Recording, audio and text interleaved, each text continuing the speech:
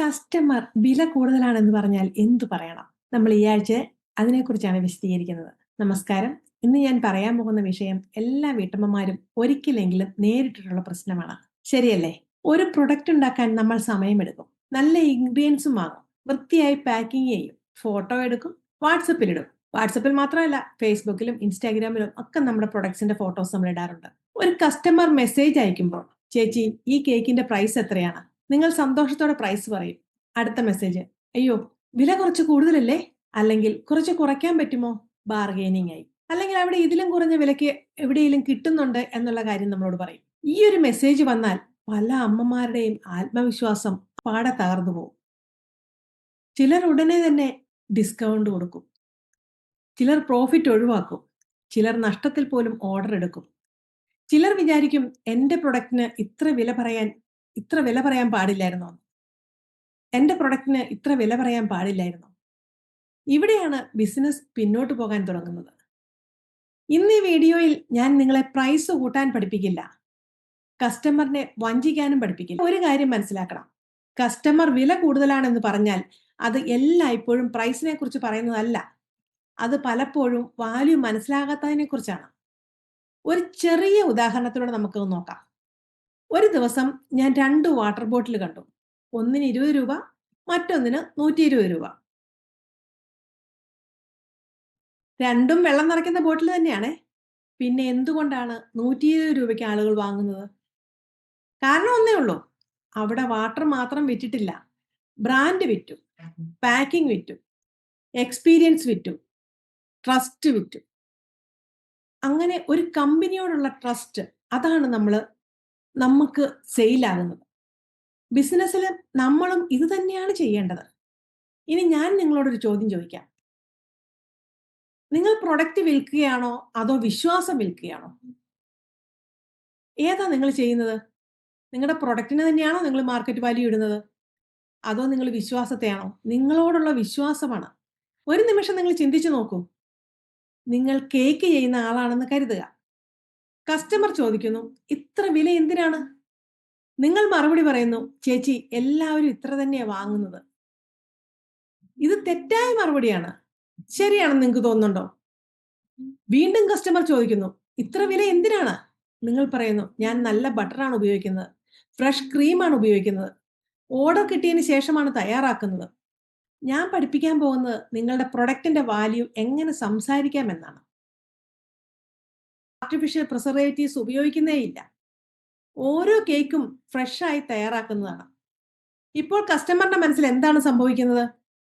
പ്രൈസിൽ നിന്ന് ശ്രദ്ധ മാറി ക്വാളിറ്റിയിലേക്ക് പോകുന്നു. ഇതാണ് വാല്യൂ കമ്മ്യൂണിക്കേഷൻ. ശരിയല്ലേ? പ്രൈസിൽ നിന്ന് മാറി അവരുടെ വാല്യൂ എന്താണെന്ന് മനസ്സിലാക്കുമ്പോഴാണ് ഒരു കസ്റ്റമർ നമ്മളിലേക്ക് വരുന്നത്. ഇനി മറ്റൊരു കാര്യം കൂടെ ശ്രദ്ധിച്ചു നോക്കൂ. കസ്റ്റമറിനെ ഒരിക്കലും പ്രൈസ് കൊണ്ടല്ല കൺവിൻസ് ചെയ്യേണ്ടത്, റീസൺ കൊണ്ടാണ്. നമ്മുടെ റീസൺ എന്താണോ അത് പറഞ്ഞാണ് അവരെ കൺവിൻസ് ചെയ്യേണ്ടത്. അങ്ങനെ കൺവിൻസ് ചെയ്യുന്ന കസ്റ്റമർ ഒരിക്കലും നമ്മളെ വിട്ടു പോകില്ല. കാരണമില്ലാത്ത പ്രൈസ് വില കൂടിയതായി തോന്നും. കാരണമുള്ള പ്രൈസോ ന്യായമായും തോന്നും. ഇനിയൊരു യഥാർത്ഥ സംഭവമുണ്ട്. 2 അമ്മമാര് ബ്രൗണി ചെയ്യുന്നു. ഒന്നാമത്തെ അമ്മയുടെ ബ്രൗണിക്ക് ₹60. ഏതാ നിങ്ങൾ ചെയ്യുന്നത്? നിങ്ങളുടെ പ്രൊഡക്റ്റിന് തന്നെയാണോ നിങ്ങൾ മാർക്കറ്റ് വാല്യൂ ഇടുന്നത്? അതോ നിങ്ങൾ വിശ്വാസത്തെയാണോ? നിങ്ങളോടുള്ള വിശ്വാസമാണ്. ഒരു നിമിഷം നിങ്ങൾ ചിന്തിച്ചു നോക്കൂ. നിങ്ങൾ കേക്ക് ചെയ്യുന്ന ആളാണെന്ന് കരുതുക. കസ്റ്റമർ ചോദിക്കുന്നു, ഇത്ര വില എന്തിനാണ്? നിങ്ങൾ മറുപടി പറയുന്നു, ചേച്ചി എല്ലാവരും ഇത്ര തന്നെയാ വാങ്ങുന്നത്. ഇത് തെറ്റായ മറുപടിയാണ്. ശരിയാണെന്ന് നിങ്ങൾക്ക് തോന്നുന്നുണ്ടോ? വീണ്ടും കസ്റ്റമർ ചോദിക്കുന്നു, ഇത്ര വില എന്തിനാണ്? നിങ്ങൾ പറയുന്നു, ഞാൻ നല്ല ബട്ടറാണ് ഉപയോഗിക്കുന്നത്, ഫ്രഷ് ക്രീമാണ് ഉപയോഗിക്കുന്നത്, ഓർഡർ കിട്ടിയതിന് ശേഷമാണ് തയ്യാറാക്കുന്നത്, ആർട്ടിഫിഷ്യൽ പ്രിസർവേറ്റീവ്സ് ഉപയോഗിക്കുന്നേയില്ല. ഓരോ കേക്കും ഫ്രഷ് ആയി തയ്യാറാക്കുന്നതാണ്. ഇപ്പോൾ കസ്റ്റമറിന്റെ മനസ്സിൽ എന്താണ് സംഭവിക്കുന്നത്?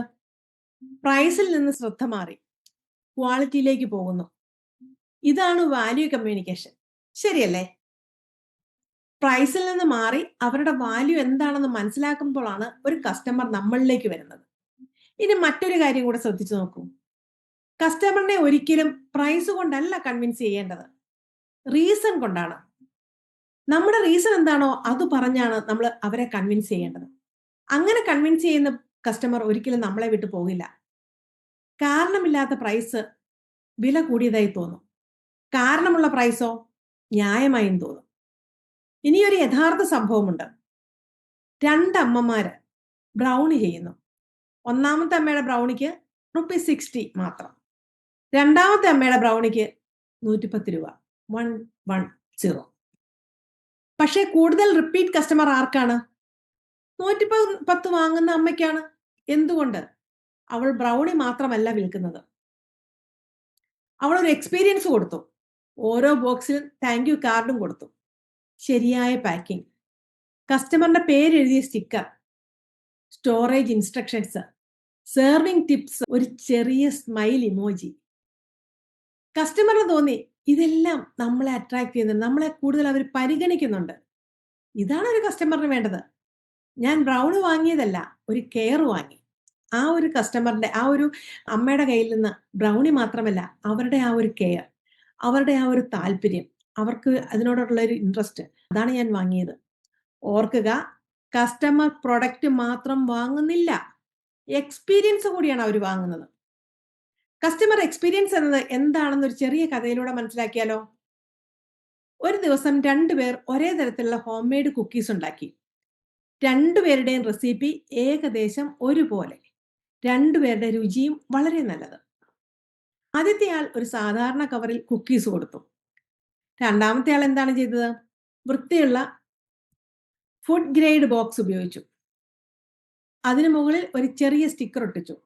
സ്റ്റിക്കറിൽ എഴുതിയിരുന്നത് ഇത്ര മാത്രമേ ഉള്ളൂ: സ്നേഹത്തോടെ തയ്യാറാക്കിയത്. അതിനുള്ളിൽ ഒരു ചെറിയ താങ്ക് യു കാർഡും വെച്ചിരുന്നു. അതിന്റെ പുറകിൽ സ്റ്റോറേജ് ഇൻസ്ട്രക്ഷൻസ് കൊടുത്തിട്ടുണ്ടായിരുന്നു.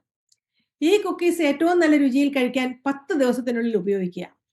അടുത്ത വരി: നിങ്ങളുടെ അഭിപ്രായം അറിയിക്കാൻ ഈ നമ്പറിലേക്ക് ഒരു മെസ്സേജ് അയക്കൂ. ഇപ്പോ പറയൂ, രുചി പോലെയാണെങ്കിലും കസ്റ്റമർ ആരെയാണ് കൂടുതൽ ഓർക്കുക? രണ്ടാമത്തെ ആളെ, അല്ലേ? എന്തുകൊണ്ട്? നിങ്ങളൊന്ന് ചിന്തിച്ചു നോക്കിയേ. എന്തുകൊണ്ടാണ് അവർ രണ്ടാമത്തെ ആളെ കൂടുതലായിട്ട് ഓർക്കേണ്ടത്? അവൾ കുക്കീസ് മാത്രമല്ല നൽകിയിരുന്നത്, ഒരു നല്ല അനുഭവമാണ്. ബിസിനസ്സിൽ ഇതിനെ കസ്റ്റമർ എക്സ്പീരിയൻസ് എന്നാണ് പറയുന്നത്.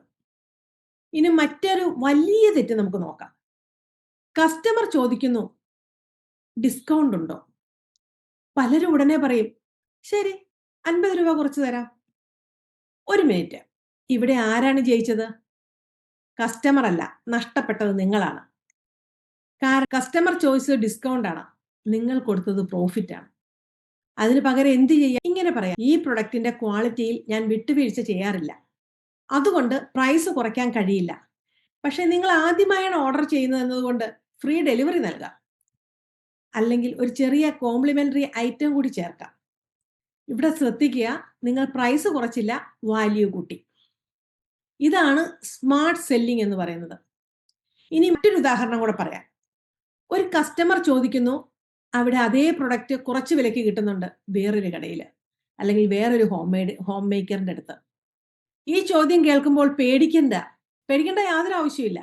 കാരണം ശാന്തമായി നമ്മളോട് തന്നെ ചോദിക്കുക, ശാന്തമായി അവരോട് ചോദിക്കുക. അതിനുശേഷം, അത് വളരെ നല്ല കാര്യമാണ്, എനിക്കൊരു കാര്യം അറിയാൻ താല്പര്യമുണ്ട്, അവിടെ നിങ്ങൾക്ക് ഏറ്റവും ഇഷ്ടപ്പെട്ടത് എന്താണ്?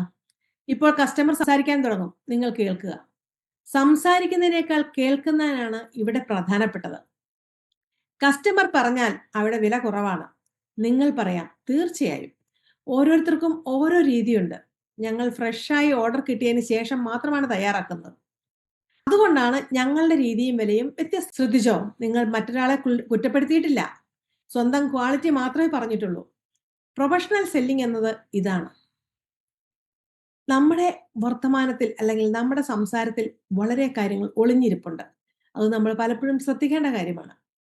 ഇനി ഒരു കാര്യം കൂടി, ഒരിക്കലും പറയരുത്, വാങ്ങിക്കോ, ലാഭമൊന്നുമില്ല. ഇത് കേട്ടാൽ കസ്റ്റമർ എന്ത് ചിന്തിക്കും? നമ്മൾ പറയുവാണ്, നമുക്ക് ലാഭമൊന്നുമില്ല, വാങ്ങിക്കോളാൻ. ലാഭമില്ലെങ്കിൽ ഇവർ ബിസിനസ് എങ്ങനെ നടത്തുന്നു? ബോധമുള്ള ആരും ചിന്തിക്കുന്ന കാര്യമാണ്, അല്ലേ? അല്ലെങ്കിൽ ഇവർക്ക് സ്വന്തം പ്രൈസിൽ പോലും വിശ്വാസമില്ല.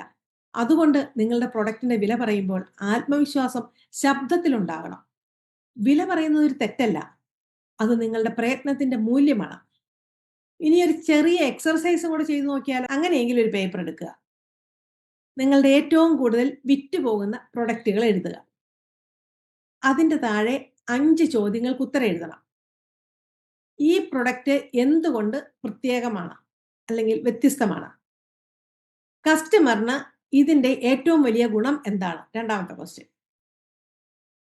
മൂന്നാമത്തെ ക്വസ്റ്റ്യൻ, ഞാൻ എന്ത് ക്വാളിറ്റിയാണ് ഉറപ്പ് നൽകുന്നത്? നാലാമത്, മറ്റുള്ളവരിൽ നിന്ന് എന്റെ വ്യത്യാസം എന്താണ്? 5, ഈ പ്രൊഡക്റ്റിന്റെ വില ചോദിച്ചാൽ ഞാൻ പറയേണ്ട ആദ്യ വാചകം എന്താണ്? ഈ എക്സർസൈസ് ചെയ്താൽ കസ്റ്റമറിനോട് സംസാരിക്കുമ്പോൾ നിങ്ങൾക്ക് ഇനി മടിയുണ്ടാകത്തില്ല. ഇനി കസ്റ്റമർ സൈക്കോളജിയിലെ ഏറ്റവും പ്രധാനപ്പെട്ട ഒരു കാര്യം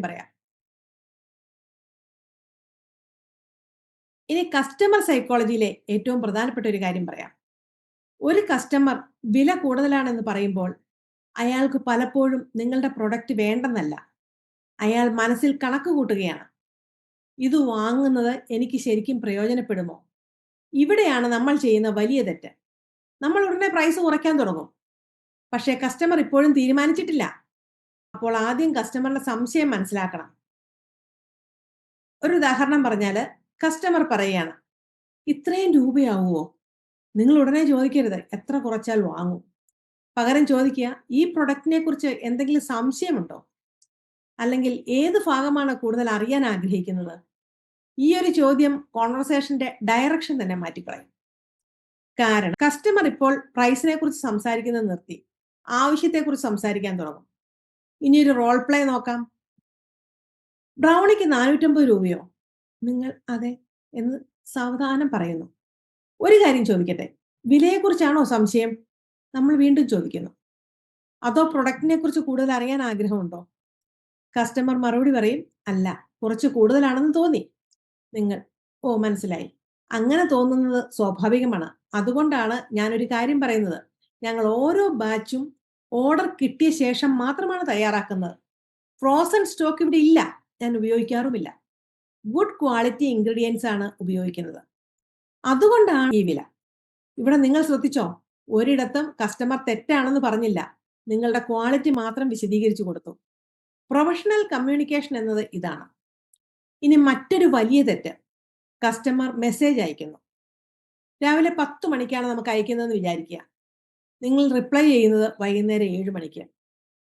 അപ്പോൾ കസ്റ്റമർ എന്ത് ചെയ്യും? അപ്പോഴേക്കും മറ്റൊരിടത്ത് ഓർഡർ കൊടുത്തു കഴിഞ്ഞിരിക്കും. ബിസിനസ്സിൽ റെസ്പോൺസ് ടൈം വളരെ പ്രധാനമാണ്. എല്ലാ സമയത്തും ഓൺലൈനിൽ ഇരിക്കണം എന്നല്ല ഞാൻ പറഞ്ഞത്. പക്ഷേ റിപ്ലൈ ലഭിക്കാൻ എത്ര സമയം എടുക്കുന്നു എന്നത് കസ്റ്റമർ ശ്രദ്ധിക്കും. ഒരു ചെറിയ ഓട്ടോ റിപ്ലൈ പോലും നല്ല അനുഭവം നൽകും. എക്സാമ്പിൾ പറയുകയാണെങ്കിൽ, നമുക്കൊരു കസ്റ്റമർ ഒരു മെസ്സേജ് അയച്ചാൽ നമ്മൾ ഉടനെ മെസ്സേജിന് നന്ദി, ഞാൻ ഉടൻ റിപ്ലൈ ചെയ്യാം, നമ്മൾ ബിസി ആണെങ്കിൽ നമുക്ക് അങ്ങനെ കൊടുക്കാം. ഇതുപോലും പ്രൊഫഷണൽ ഫീൽ നൽകും. കസ്റ്റമറിന് ചോയ്സ് കൊടുക്കണം, പക്ഷേ കൺഫ്യൂഷൻ കൊടുക്കരുത്. ഉദാഹരണത്തിന്, ഒരു കസ്റ്റമർ കേക്ക് ചോദിക്കുന്നു. നിങ്ങൾ അയക്കുന്നു 24 flavour list, 15 size, 12 design, 18 filling. Customer എന്ത് ചെയ്യും? ഒന്നും തിരഞ്ഞെടുക്കില്ല. ആകെ കൺഫ്യൂഷൻ ആവും. സൈക്കോളജിയിൽ ഇതിനെ ചോയ്സ് ഓവർലോഡ് എന്നാണ് പറയുന്നത്. കൂടുതൽ ഓപ്ഷൻസ് കൊടുത്താൽ ഡിസിഷൻ വൈകും. അതുകൊണ്ട് ആദ്യം 3 ഓപ്ഷൻസ് മാത്രം കൊടുക്കുക. ഗുഡ്, ബെറ്റർ, ബെസ്റ്റ്, അല്ലെങ്കിൽ സ്മോൾ, മീഡിയം, ലാർജ്. ഇങ്ങനെ നമ്മൾ കൊടുക്കുമ്പോൾ അവർക്ക് ഡിസിഷൻ എടുക്കാൻ എളുപ്പമാകും. ഇതും സെല്ലിങ്ങിന്റെ ഒരു ഭാഗമാണ്. ഇനി ഒരു യഥാർത്ഥ ബിസിനസ് സീക്രട്ട് ഞാൻ പറയട്ടെ. വിൽക്കാൻ ഏറ്റവും എളുപ്പമുള്ള കസ്റ്റമർ ആരാണെന്നറിയാമോ? പുതിയ കസ്റ്റമർ അല്ല, നിങ്ങളിൽ നിന്ന് ഒരിക്കൽ വാങ്ങിയ കസ്റ്റമറാണ്. കാരണം അവൻ അറിയാം, നിങ്ങളെ വിശ്വസിച്ചിരുന്നു, നിങ്ങളെ ഇപ്പോഴും വിശ്വസിക്കുന്നു, നിങ്ങളുടെ ക്വാളിറ്റി അനുഭവിച്ചിട്ടുണ്ട്. പക്ഷെ പലരും ചെയ്യുന്ന തെറ്റ് എന്താണെന്നറിയാമോ? ഓർഡർ കൊടുത്തു, പ്രൊഡക്റ്റ് നൽകി, അവിടെ ആ കഥ അല്ലെങ്കിൽ അവിടെ അധ്യായം അങ്ങ് തീർന്നു. ഇല്ല, അവിടെയാണ് യഥാർത്ഥ ബന്ധം തുടങ്ങേണ്ടത്. ഉദാഹരണത്തിന്, കസ്റ്റമർ ഇന്ന് പ്രൊഡക്റ്റ് വാങ്ങി അടുത്ത ദിവസം ഒരു ചെറിയ മെസ്സേജ് അയക്കുക. നമസ്കാരം ചേച്ചി, ഇന്നലെ വാങ്ങിയ പ്രൊഡക്റ്റ് എങ്ങനെയുണ്ടായിരുന്നു? നമുക്ക് ചോദിക്കാവുന്നതേ ഉള്ളൂ, അല്ലെ? നമ്മുടെ അഭിപ്രായം അറിയാൻ സന്തോഷമുണ്ട്. വാങ്ങിയ പ്രൊഡക്റ്റ് എങ്ങനെയുണ്ടായിരുന്നു? നിങ്ങളുടെ അഭിപ്രായം അറിയാൻ വളരെ സന്തോഷമുണ്ട്. ഈ ഒരു മെസ്സേജിന് 2 ഗുണമുണ്ട്. ഒന്നാമത്, കസ്റ്റമറിന് നിങ്ങൾ കെയർ ചെയ്യുന്നു എന്ന് തോന്നും. രണ്ടാമത്തേത് ഫീഡ്ബാക്ക് ലഭിക്കും. ആ ഫീഡ്ബാക്ക് ഉപയോഗിച്ച് ക്വാളിറ്റി ഇനിയും മെച്ചപ്പെടുത്താവുന്നേ ഉള്ളൂ. ഇനി മറ്റൊരു കാര്യം കൂടെ പറയാം. കസ്റ്റമർ ഫീഡ്ബാക്ക് ചോദിക്കുമ്പോൾ എങ്ങനെയുണ്ട് എന്ന് മാത്രം ചോദിക്കരുത്. അതിന് ചോദിക്കാൻ ഒരു വഴിയുണ്ട്. രുചി എങ്ങനെയുണ്ടായിരുന്നു? പാക്കിംഗ് ഇഷ്ടമായോ? വീണ്ടും ഓർഡർ ചെയ്യാൻ തോന്നുന്നുണ്ടോ? സ്പെസിഫിക് ക്വസ്റ്റ്യൻ ചോദിച്ചാൽ സ്പെസിഫിക് ആൻസർ കിട്ടും. ഇനി ഒരു റോൾ പ്ലേ കൂടി നോക്കാം. നമ്മുടെ കസ്റ്റമർ നമ്മളോട് പറയാണ്, ഒരു എക്സാമ്പിൾ, ഇപ്പോൾ വാങ്ങാൻ ബഡ്ജറ്റ് കുറവാണ്, ഇതിന് വില കൂടുതലാണ്. ഇവിടെ പലരും പറയും, ശരി കുറച്ച് പ്രൈസ് കുറയ്ക്കാം. അങ്ങനെ ഒരിക്കലും നമ്മൾ പറയരുത്. നിങ്ങൾ പറയേണ്ടത്, പ്രശ്നമില്ല ചേച്ചി, നിങ്ങൾക്ക് സൗകര്യമുള്ള സമയത്ത് ഓർഡർ ചെയ്യാം. എന്തെങ്കിലും സംശയമുണ്ടെങ്കിൽ ഞാൻ ഇവിടെ തന്നെയുണ്ട്. ഈ മറുപടി കസ്റ്റമറിനെ പ്രഷർ ചെയ്യില്ല, പക്ഷേ വിശ്വാസം വർദ്ധിപ്പിക്കും. ചില ദിവസങ്ങൾക്ക് ശേഷം അതേ കസ്റ്റമർ തിരികെ വരാൻ സാധ്യത വളരെ കൂടുതലാണ്. കാരണം നിങ്ങൾ സെയിൽ മാത്രം നോക്കിയില്ല, റിലേഷൻഷിപ്പ് ബിൽഡ് ചെയ്തു. ബിസിനസ്സിൽ റിലേഷൻഷിപ്പ് ആണ് ഏറ്റവും വലിയ അസറ്റ് എന്ന് പറയുന്നത്. ഇനി ഒരു വലിയ തെറ്റ് നമ്മൾ എല്ലാവരും ചെയ്യുന്നതുമാണ്.